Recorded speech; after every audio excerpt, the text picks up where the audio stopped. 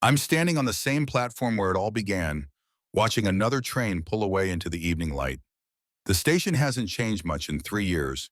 Still the same worn benches and flickering fluorescent lights that cast everything in that particular shade of institutional yellow. But I'm different now. I can feel it in the way I hold myself, the way I don't automatically look away when someone catches my eye, the way I can finally say his name without my chest tightening like a fist. Anthony Cooper. The name still carries weight, but it's a different kind of heaviness now. Not the crushing weight of denial and fear, but something more like the weight of a stone you carry in your pocket because it reminds you of a place you've been, a person you've loved, a version of yourself you've finally learned to accept. I wasn't supposed to be here today. My train to Portland isn't until tomorrow morning, but I found myself walking these familiar streets after my therapy session, my feet carrying me here without conscious decision. Dr. Mitchell says this is progress, this willingness to revisit difficult places, to sit with uncomfortable feelings instead of running from them. She's been patient with me these past 2 years, never pushing too hard when I'd clam up about certain memories, certain people who shaped me in ways I wasn't ready to acknowledge. The evening commuter rush is winding down, and I settle onto the bench where I spent so many hours 3 years ago, waiting for trains that would take me anywhere but where I really wanted to go. I pull out my phone and notice the notifications from the video I posted yesterday, the one where I finally told my story about learning to accept love in all its forms. The comments are pouring in from all over the world, people sharing their own journeys, their own moments of recognition and acceptance. If you're watching this, I'd love to know where you're tuning in from. What city or small town or corner of the world has you in its embrace tonight? And if this story resonates with you, hit that hype button to help others find it too. Because sometimes we all need to know we're not alone in these quiet moments of becoming who we're meant to be. I remember the first time I saw Anthony. It was a Tuesday in October, one of those crisp autumn days when the light seems to hold extra promise. I'd been taking the evening train home from my job at the marketing firm downtown, the same routine I'd maintained for 2 years since college, the same careful life I'd constructed to avoid any complications, any questions I wasn't ready to answer. He was sitting 3 seats ahead of me, reading a paperback copy of Giovanni's Room, and something about the way he held the book with such careful attention made me notice him. His dark hair caught the late afternoon sun streaming through the train windows, and when he shifted in his seat, I caught a glimpse of his profile, the strong line of his jaw, the way his eyes moved across the page with genuine absorption. I told myself I was just curious about the book. I'd read Baldwin in college, but never that one. Had always meant to, but somehow never got around to it. That's what I told myself as I found excuses to take the same train, to sit in the same car, to steal glances at this stranger who seemed to exist in a world I recognized, but had never allowed myself to inhabit. It took 3 weeks before we spoke. 3 weeks of careful observation, of noting that he always sat in the same section, always had a book, always got off at the stop before mine. 3 weeks of building an elaborate fantasy about who he might be, what his life looked like, whether he lived alone or with someone, whether the books he chose meant what I hoped they meant. The conversation started with something mundane, a delay announcement that left us all stranded on the platform for 40 minutes while they cleared a signal malfunction ahead. I was checking my phone for the third time when he approached, that same paperback in his hand, though he'd moved on to Something by Ocean Vuong. "Looks like we're going to be here a while," he said, and his voice was exactly what I'd imagined, warm and a little rough around the edges, like he'd been thinking about speaking for a while before he actually did. "Yeah," I replied, brilliant conversationalist that I was. "I should probably call my roommate, let him know I'll be late." "Good idea." He paused, seemed to be considering something. "I'm Anthony, by the way. I've seen you on this train before." "Justin," I said, and felt something shift in my chest when he smiled. "I've seen you too. You always have good books." That was how it started, with literature and train delays and the kind of small talk that feels significant only in retrospect. We ended up talking for the entire 40 minutes, about books and work and the city, about how we'd both ended up taking this particular route home every day. He worked at a nonprofit downtown, something involving community outreach and resource coordination. And the way he talked about it, with genuine passion and frustration in equal measure, made me realize how hollow my own job felt by comparison. When the train finally arrived, we sat together, and the 20-minute ride felt both endless and far too short. He got off at his stop with a casual, "see you tomorrow," and I spent the remaining 5 minutes to my station replaying every word of our conversation, analyzing every pause and smile for hidden meaning. That became our routine. The evening train, the same car, seats together when possible, conversations that range from books to current events to increasingly personal territory. I learned that he'd grown up in a small town outside the city, that he'd studied social work in college, that he lived in a studio apartment with more plants than any reasonable person should attempt to maintain. He learned that I'd majored in business because it seemed practical, that I'd never really traveled anywhere interesting, that I had a complicated relationship with my family back in Ohio. What we didn't talk about, what hung in the air between us like humidity before a storm, was the way he looked at me sometimes when he thought I wasn't paying attention. The way our knees would brush when the train took a curve and neither of us would move away. The way certain conversations would trail off into loaded silences that felt full of words neither of us knew how to say. I told myself we were just friends, good friends, the kind of friendship I'd never really had before, built on shared interests and easy conversation and the comfortable rhythm of daily routine. I told myself that the flutter in my chest when I saw him on the platform was just excitement about seeing a friend. I told myself that the way I looked forward to those 20 minutes every day was perfectly normal, that everyone should have someone to talk to about books and life and the small frustrations of existing in the world. I told myself a lot of things that autumn. Winter came early that year, and with it a shift in our dynamic that I felt but couldn't name. The conversations grew deeper, more personal. He told me about his ex-girlfriend from college, how they'd broken up because he'd realized he wasn't capable of loving her the way she deserved. I told him about my own sparse dating history, the series of relationships that had felt more like performances than genuine connections. "Sometimes I think I'm broken," I said one evening in December, watching the city lights blur past the train windows. "Like everyone else got some manual for how to do this, how to feel things properly, and I just missed the distribution day." He was quiet for a long moment, and when I looked over, he was studying me with an expression I couldn't quite read. "You're not broken," he said finally. "Maybe you're just looking in the wrong places." "Maybe," I said, but the words felt hollow even as I spoke them. The almost moment came in January, during one of those brutal cold snaps that makes you question why anyone ever thought living this far north was a good idea. The train was delayed again, and we'd taken shelter in the small coffee shop adjacent to the station, huddled over steaming mugs and trying to ignore the way our breath still fogged in the inadequately heated space. Anthony had been telling me about a book he'd just finished, something about identity and belonging, and I was only half listening because I was too busy watching the way his hands moved when he talked, the way he gestured to emphasize certain points. There was something hypnotic about it, something that made me want to reach out and still those moving hands with my own. "Justin," he said, and I realized I'd been staring.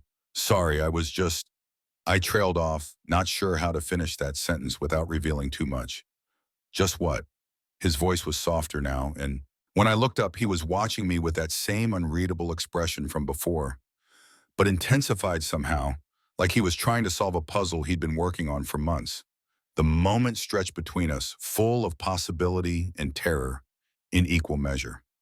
I could feel my heart hammering against my ribs, could feel the weight of everything I'd been refusing to acknowledge pressing down on me like the low gray sky outside. This was it, the moment when I could step across the invisible line we'd been dancing around for months, when I could finally say what I'd been thinking every time I looked at him. Instead, I looked away. "Just tired," I said, the lie bitter on my tongue. "Long day at work." I felt rather than saw him deflate slightly, saw him nod and turn his attention back to his coffee. The train announcement crackled over the intercom a few minutes later, and we gathered our things in silence that felt different from our comfortable quiet, heavier and full of missed opportunities. That night I lay in bed staring at the ceiling and replaying the moment over and over, imagining different endings, different versions of myself who were braver, more honest, more willing to risk everything for the possibility of something real.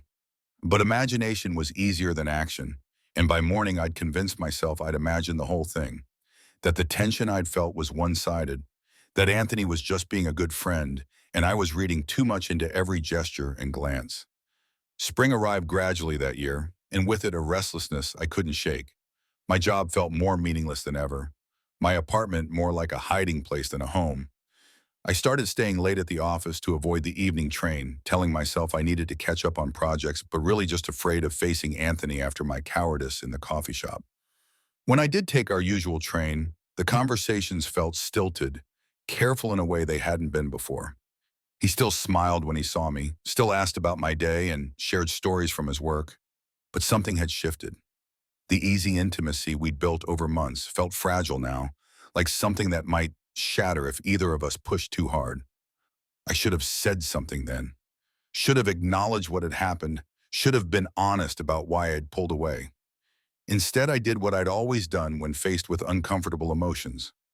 I retreated further into myself, built higher walls, convinced myself that distance was safer than vulnerability. The end came in April, on one of those perfect spring days that makes you believe in new beginnings and second chances. I'd been avoiding the evening train for 2 weeks, taking buses and walking and finding any excuse not to be in that car with Anthony, not to face the questions in his eyes that I wasn't ready to answer. But that day, I'd missed the bus and had no choice. I boarded the train with my head down, hoping to find a seat far from our usual spot, but the car was crowded and the only available space was right across the aisle from where Anthony sat reading. He looked up when I sat down, and for a moment his face lit up with genuine pleasure at seeing me. "Justin," he said, and there was relief in his voice. "I was starting to think you'd found a new route home." "Just been busy," I said, not meeting his eyes. "Too busy for friends?" The question was gentle, but I could hear the hurt underneath it. I should have told him the truth then. Should have explained that I wasn't too busy for friends, that he'd never been just a friend to me, that I'd been avoiding him because I was terrified of wanting something I didn't think I deserved, someone I didn't think I could have. Should have told him that I lay awake at night thinking about his laugh, about the way he said my name, about what it might feel like to be brave enough to love him the way I wanted to. Instead, I shrugged and mumbled something about work deadlines and personal projects, watched his face close off as he realized I wasn't going to give him anything real. "Okay," he said quietly, and turned back to his book. We rode the rest of the way in silence, and when he got off at his stop, he didn't say goodbye. I watched him walk away through the train window, watched him disappear into the crowd on the platform, and felt something break inside my chest that I didn't have words for. I didn't see him on the train after that. For weeks I looked for him, taking our usual route at our usual time, hoping he'd be there so I could apologize, so I could try to explain what I couldn't explain to myself. But his seat stayed empty, and eventually I realized he'd found a different way home, a different routine that didn't include the possibility of running into me. The guilt ate at me through the summer. I thought about calling him, but I didn't have his number. Thought about finding him at his workplace, but that felt like stalking. Thought about writing a letter, but what would I say? How do you apologize for being afraid of your own heart? I threw myself into work instead, took on extra projects, stayed late every night, built a life so busy there wasn't room for regret or longing, or the persistent ache of missing someone I'd never really had. I told myself I was better off alone, that I'd saved us both from a complication neither of us needed, that friendship was messier than solitude anyway. I almost believed it. The breaking point came in September, almost exactly a year after we'd first spoken. I was working late again, the office empty except for the cleaning crew and the hum of fluorescent lights, when I got a call from my mother. My father had had a heart attack, she said, was in the hospital, and could I come home? I took the first flight to Ohio the next morning, spent a week in sterile hospital corridors and uncomfortable waiting room chairs, watching my father recover and my mother age a decade in 7 days. It was during one of those long nights in the cardiac unit that I realized how much of my life I'd spent waiting, how much time I'd wasted being afraid of the wrong things. My father was going to be fine, the doctors assured us. He'd need to change his diet, exercise more, take medication, but he'd recover. He was lucky, they said, that it hadn't been worse. As I sat beside his hospital bed watching him sleep, I thought about luck and second chances and all the opportunities I'd let slip away because I was too scared to reach for them. When I got back to the city, I started therapy. Dr. Mitchell was recommended by my company's employee assistance program, a middle-aged woman with kind eyes and an office full of plants that reminded me painfully of Anthony's apartment that I'd never seen but had imagined countless times. She was patient with my resistance, my tendency to intellectualize everything, my habit of deflecting serious questions with humor or silence. "What are you afraid of?" she asked me during our third session, after I'd spent 45 minutes talking about everything except the reason I was there. "I don't know," I said, which was both true and completely false. "That's okay," she said. "We have time to figure it out."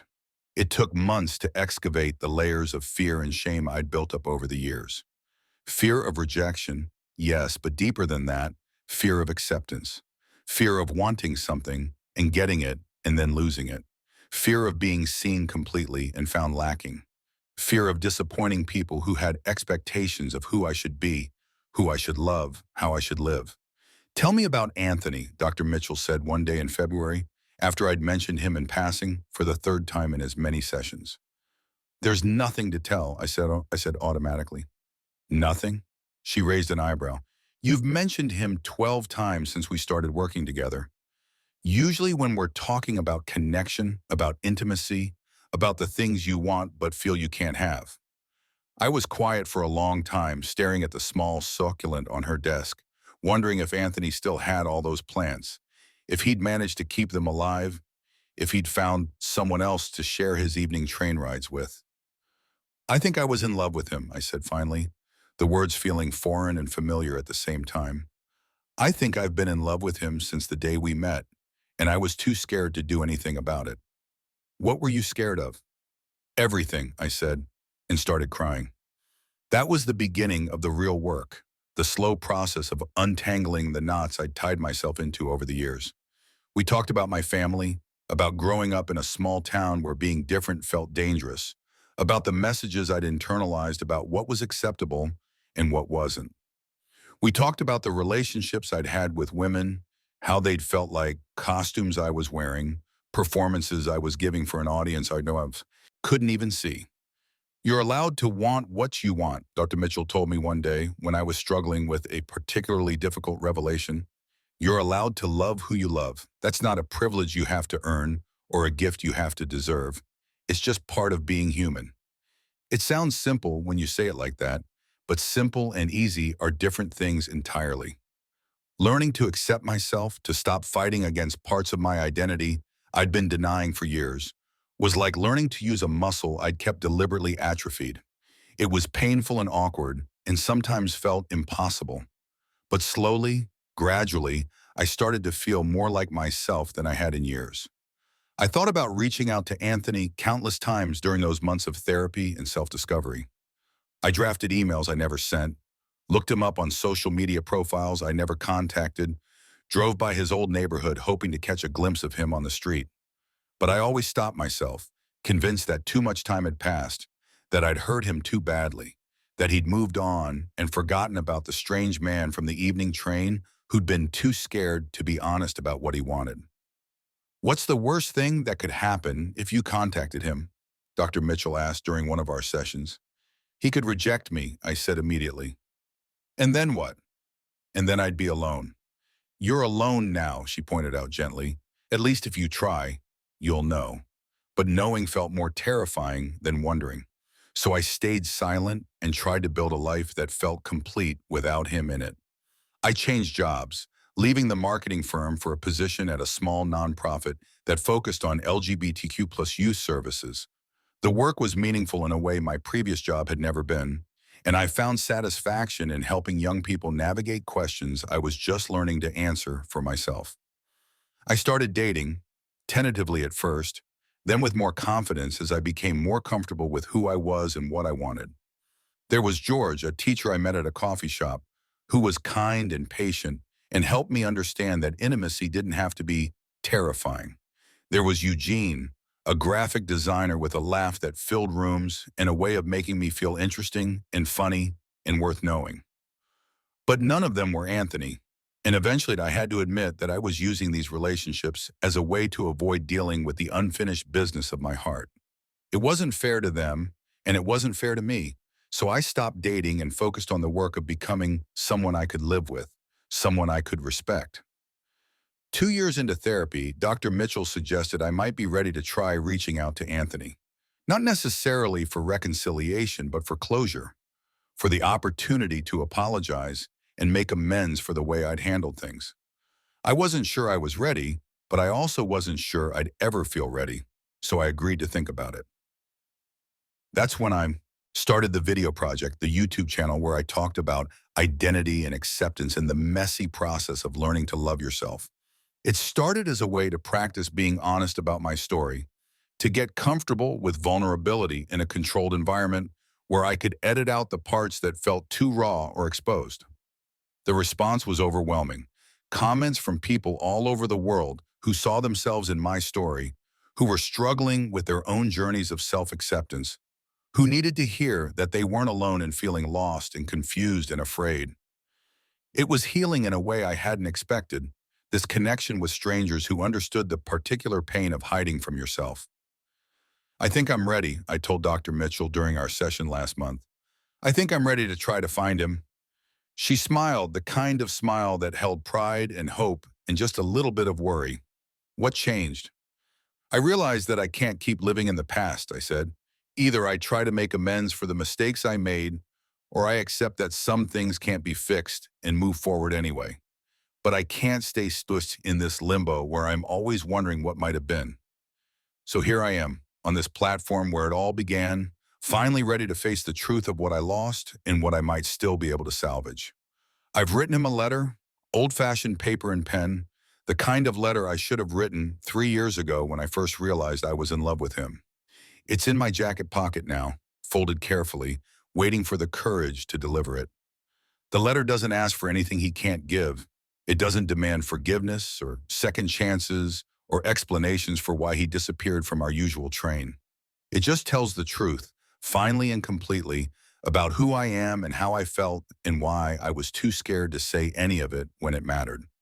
I tell him about the therapy, about the slow process of learning to accept myself, about the videos and the work I'm doing now, and the person I've become in his absence. I tell him that I understand if he's moved on, if he's found someone else, if he never wants to see me again. I tell him that I just needed him to know that he mattered, that those months on the evening train were some of the happiest of my life, that I'm sorry for being too afraid to appreciate them while I had them. I tell him that I'm sahanoi and unbayagi, finally and without qualification, and that he was the first person who made me want to be brave enough to say it out loud. The 6:47 train pulls into the station, the same train we used to take together, and I watch the passengers disembark with the usual mixture of exhaustion and relief that comes with the end of a workday. I'm not expecting to see him, don't even know if he still works downtown or takes public transportation, or thinks about those evenings we spent talking about books and dreams and everything except the thing that mattered most. But there he is, stepping off, the third car with a messenger bag slung over his shoulder, and that same purposeful walk I remember from 3 years ago. He's changed, of course, looks older and maybe a little tired, but his hair still catches the light the same way, and when he turns his head to check the departure board, I can see that he's still beautiful in the way that made my chest ache with longing I couldn't name. He hasn't seen me yet, and for a moment I consider leaving, taking the coward's way out one more time, preserving the fantasy of what might happen over the reality of what probably will. But I'm tired of being afraid, tired of letting fear make my decisions for me, tired of wondering what my life might look like if I were brave enough to live it. Anthony, I call out, and my voice carries across the platform despite the noise of the evening commuters. He turns, and I watch recognition dawn on his face, followed by something I can't quite read. Surprise, certainly, but underneath that, something that might be pleasure or might be wariness, or might be the same complicated mixture of emotions I'm feeling.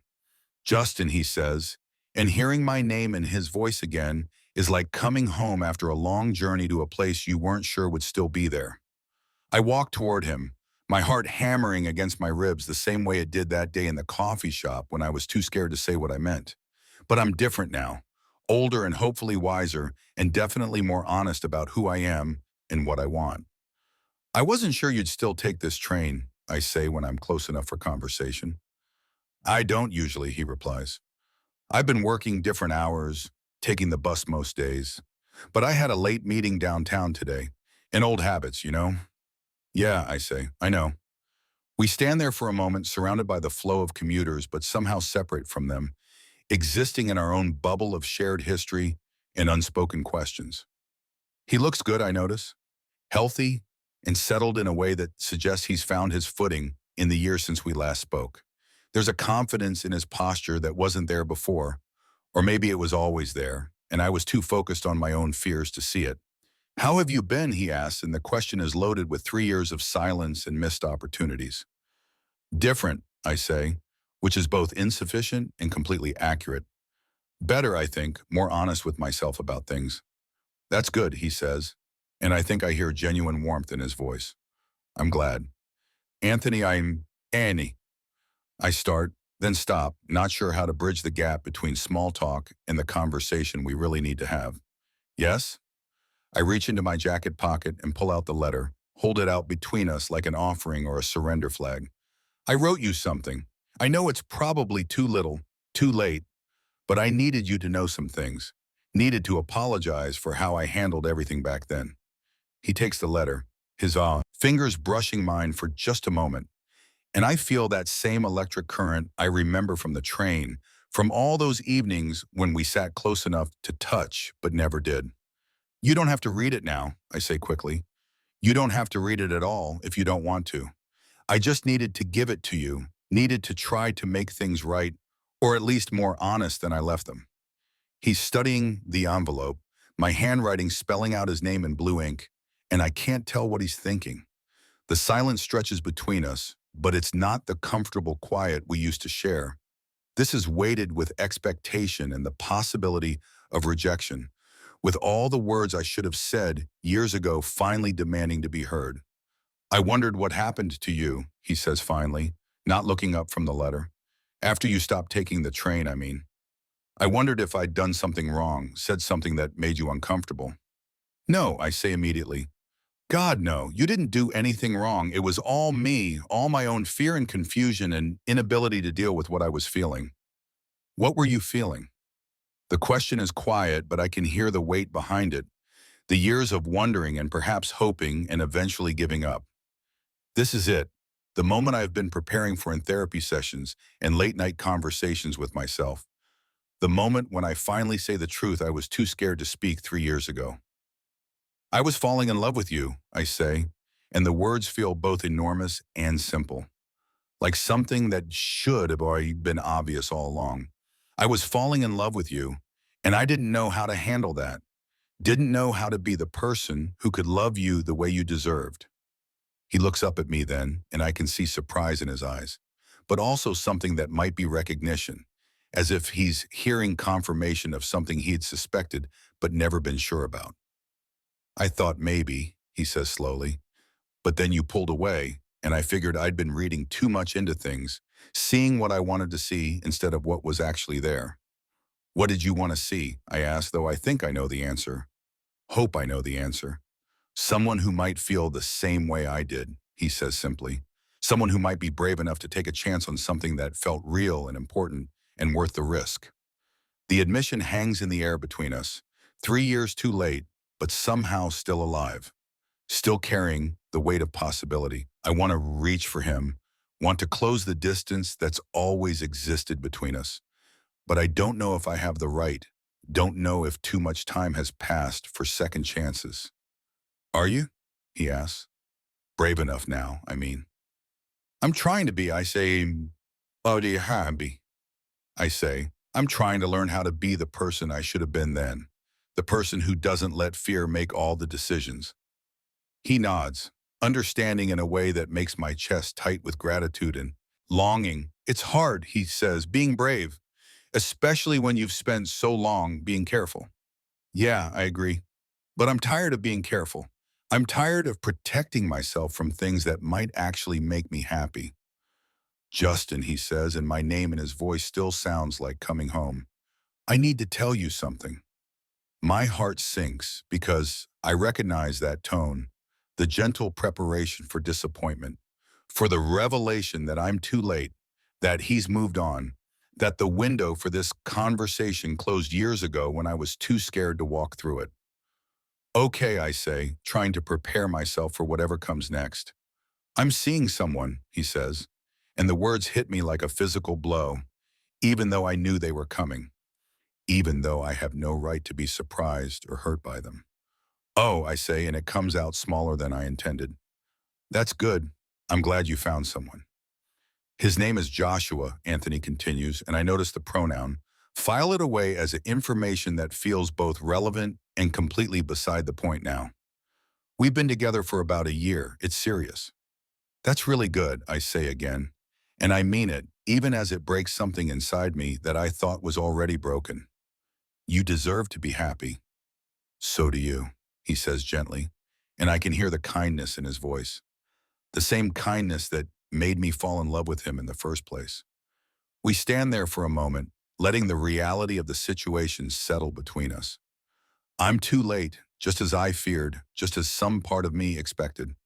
But somehow, it doesn't feel like the end of the world the way I thought it would. It feels sad, certainly, but also clean in a way, honest in a way that our relationship never was when we had the chance to make it something real. I should let you go, I say finally. I'm sure you have somewhere to be. Actually, he says, I have a few minutes before my next train. Would you like to get coffee? There are some things I'd like to say too, if you're willing to listen.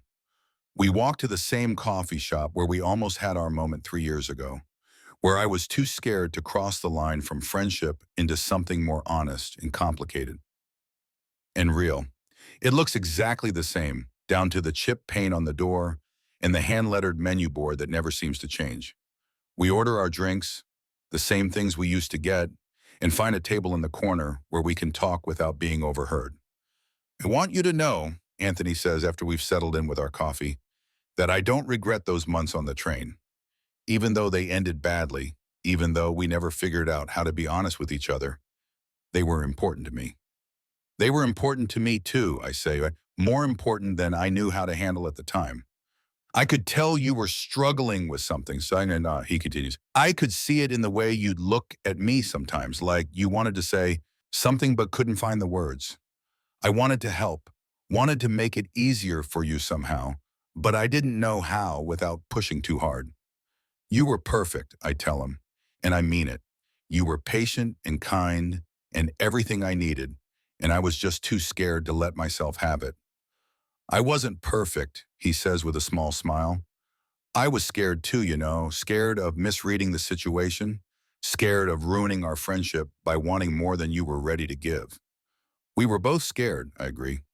Maybe that was the problem. Maybe, he says, or maybe the timing just wasn't right. Maybe we both needed to do some growing up before we could have this conversation. I think about that, about the person I was 3 years ago and the person I am now, about all the therapy and self-reflection and painful honesty it took to get from there to here. He's right, I realize.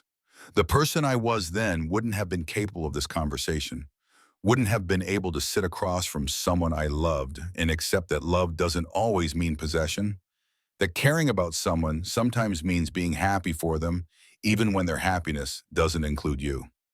Tell me about Joshua, I say, surprising myself with the request. Anthony's face softens when he says the name, and I can see the love there, the contentment of someone who's found their place in the world. It hurts, but it's a clean hurt, the kind that comes with accepting reality rather than fighting against it. He's a nurse, Anthony says, works at the children's hospital downtown. We met at a community garden project I was coordinating through work. He's funny and patient and completely unafraid of feelings, which was exactly what I needed after spending so much time wondering what you were thinking, but never being able to ask. He sounds perfect for you, I say, and I mean it. He is, Anthony says simply. And I think you would like him, actually. He's read all the same books we used to talk about, has strong opinions about Baldwin and Morrison and all those authors you introduced me to. I didn't introduce you to them, I protest. You were already reading them when I met you. But you made me think about them differently, he says. Made me see connections I hadn't noticed before. Those conversations we had about literature, about art and meaning and the way stories can change you, they've stayed with me. They're part of how I think about the world now. The admission is generous in a way that makes my throat tight with emotion. Even though our relationship never became what I wanted it to be, it still mattered, still left marks on both of us that shaped who we became afterward. I'm sorry, I say, the words inadequate but necessary. I'm sorry I wasn't brave enough then to tell you how I felt. I'm sorry I hurt you by pulling away instead of being honest. I'm sorry it took me 3 years to figure out how to apologize. I'm sorry too, he says. Sorry I didn't push harder, didn't ask the questions I was afraid to hear the answers to. Maybe if I'd been more direct, more willing to risk our friendship for the possibility of something more, things would have been different. Maybe, I say, but maybe this is how it was supposed to happen. Maybe we both needed to find ourselves separately before we could have this conversation, before we could give each other this closure. We sit in comfortable silence for a moment, sipping our coffee and watching the evening commuters hurry past the window. There's something peaceful about this, I realize. This ability to sit with someone you've loved and accept that love can take different forms, that caring about someone doesn't always mean needing to possess them. What's next for you, Anthony asks. Are you still doing marketing? Actually, no, I say, and I tell him about the job change, about the nonprofit work, and the videos and the slow process of building a life that feels authentic instead of performative.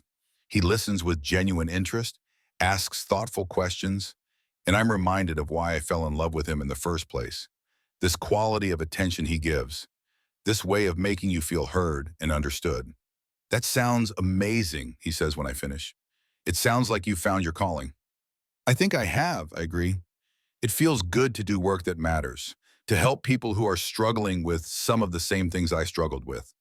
And are you seeing anyone? He asks, and I can tell he's trying to make the question casual, but there's genuine curiosity underneath it. Not right now, I say. I dated a few people over the past couple of years, good people who helped me figure out what I wanted and who I was. But I realized I was using those relationships to avoid dealing with unfinished business, and that wasn't fair to anyone involved.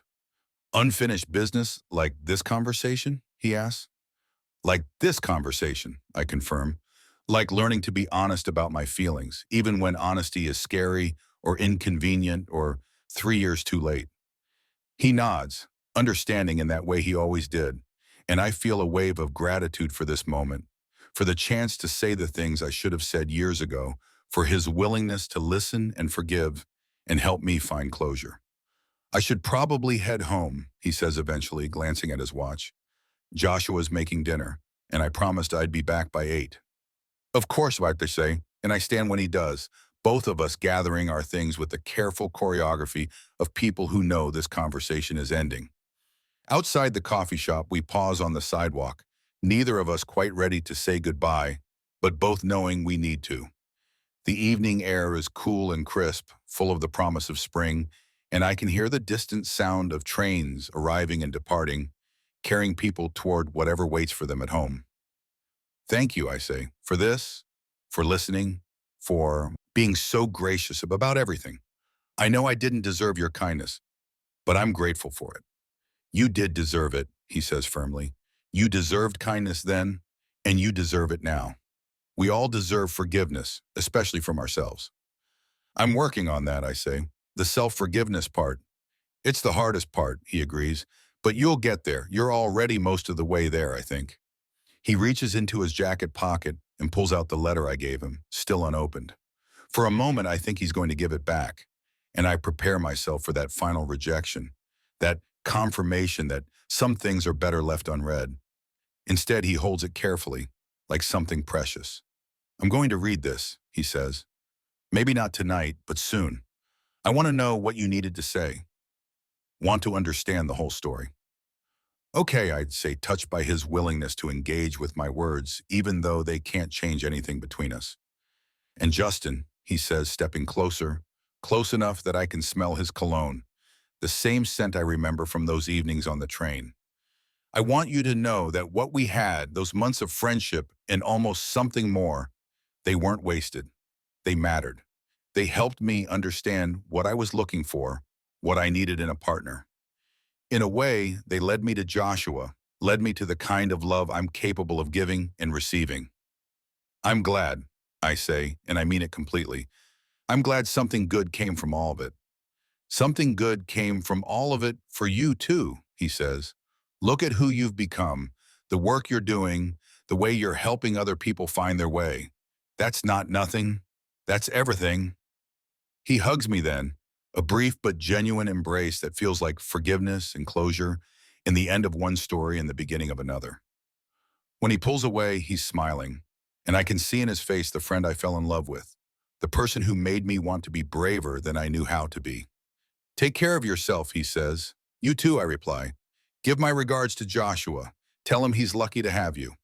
I will, he says, and then he's walking away, disappearing into the crowd of evening commuters, taking his place in the flow of people heading home to the lives they've built, the love they've found, the peace they've made with who they are. I watch until I can't see him anymore, then turn and walk back toward the train platform. My train to Portland isn't until tomorrow morning, but I don't want to go home yet. Instead, I want to sit on the bench where this all began and think about the conversation we just had, about the grace of second chances and the possibility of forgiveness in the way love can transform itself into something different, but no less valuable. I pull out my phone and see that the video I posted yesterday has gotten thousands more views, hundreds more comments from people sharing their own stories of self-discovery and acceptance.